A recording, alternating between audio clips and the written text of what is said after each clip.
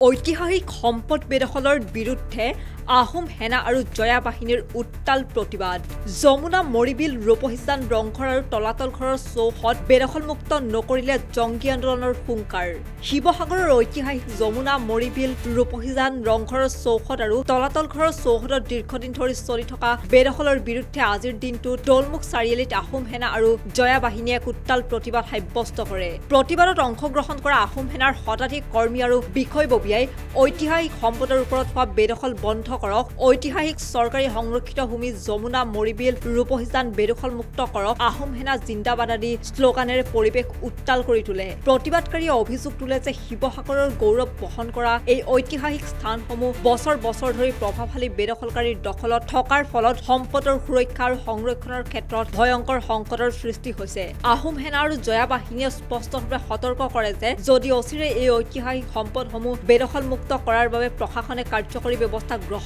নকৰে তেনেহলে আগন্তুক দিনত অধিক জংগী আন্দোলনৰ পথ বাছি লোৱা হ'ব আমি বিক্ষোভ কাৰ্যসূচী আজি আমি মুখ্যমন্ত্ৰী মহোদয়লৈ 30 দিনৰ সময়সীমা বান্ধি দিছো আজি আহোম সেনা আৰু জয়া বাহিনীৰ উদ্যোগত বিক্ষোভ কাৰ্যসূচীৰ যোগেদি আমি মুখ্যমন্ত্ৰীক 30 দিনৰ সময়সীমা বান্ধি দিছো যদি 30 দিনৰ ভিতৰত যমুনাখন বেদখলমুক্ত নকৰে যমুনাখন সংৰক্ষণ নকৰে যমুনাৰ যে চাৰিসীমা সেই চাৰিসীমা নিৰ্ধাৰণ কৰি যদি যমুনা সংৰক্ষণ নকৰে তেনেহলে আমি 30 দিনৰ পিছত কিন্তু বৃহৎ গণতান্ত্ৰিক আন্দোলন কাৰ্যসূচী গঢ়ি তুলিবলৈ বাধ্য হ'ম আৰু আমি আৰু এটা কথা কৈছো এই লগতে আচলতে আজি আপুনি এটা কথা মন কৰিব এজাক কৃত্ৰিম বানতে ৰংঘৰ আজি বুৰজোৱা পৰিৱেশ সৃষ্টি হৈছে আজি তদাৰগড় সম্পূৰ্ণ গড় খাৱৈটো সম্পূৰ্ণভাৱে বেদখল কৰিছে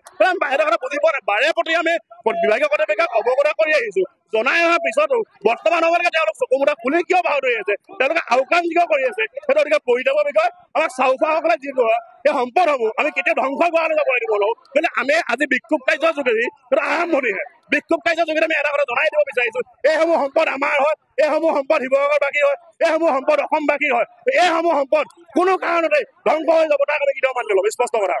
অসমীয়া সমাজ জীৱনৰ প্ৰতি সত্ৰসকলৰ যিসকল ঐতিহ্য আছে সত্ৰৰ যিধৰণে ঐতিহ্য আছে অসমীয়া সংস্কৃতিৰ প্ৰতি ঠিক একেধৰণে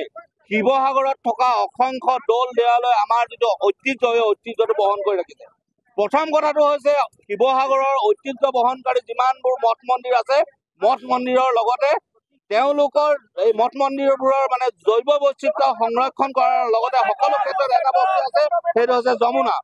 যমুনাৰ যদি আয়ুস ৰেখাটো যদি আমি ভালদৰে ধৰি ৰাখিব নোৱাৰো যমুনাৰ পানীৰ ফ্ল'টো যদি ভালকে ধৰি ৰাখিব নোৱাৰো তেনে দৌল দেৱালয়বোৰ ভাগি শেষ হৈ যাব পুখুৰী শুকাই যাব সেই গতিকে আমি চৰকাৰক বাৰম্বাৰ এটাই আহ্বান জনাইছো কেৱল সত্ৰৰ ভূমি বেদখল মুক্ত কৰিলে নহব শিৱসাগৰত থকা অসংখ্য যমুনা আছে দৌল দেৱালয় সংলগ্ন যিমানবোৰ চৰকাৰী মাটি আছে মাটিবোৰ যিহেতু বেদখল মুক্ত কৰিব লাগে সেইটো আমাৰ চৰকাৰৰ প্ৰতি আহ্বান আমি এটা কথা স্পষ্টভাৱে ৰাজ্য চৰকাৰৰ মাননীয় মুখ্যমন্ত্ৰীক জনাব বিচাৰিছো আমাৰ ইয়াত শিৱসাগৰ দৌলৰ লগত সংলগ্ন যিমান কেইখন যমুনা আছে যমুনাসমূহ এছাম বনিয়াই ইয়াত থকা এছাম বেংগলী হওক মাৰোৱাৰী হওক বিহাৰী বনিয়াই কি কৰিছে যমুনাখন বেদখল কৰি ৰাখিছে তেওঁলোক ধৰ্মৰ নামত তেওঁলোক হিন্দু কাৰণে তেওঁলোকক বেদখল মুক্ত কৰিব বিচৰা নাই নেকি সেইটো নহব আমাৰ স্পষ্ট কথা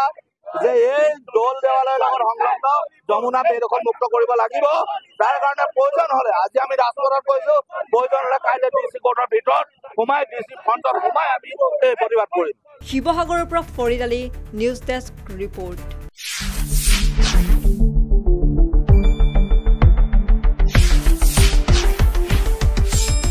শুদ্ধ আৰু বিস্তৃত বাতৰিৰ বাবে চাই থাকক নিউজ ডেস্ক ৰিপৰ্ট।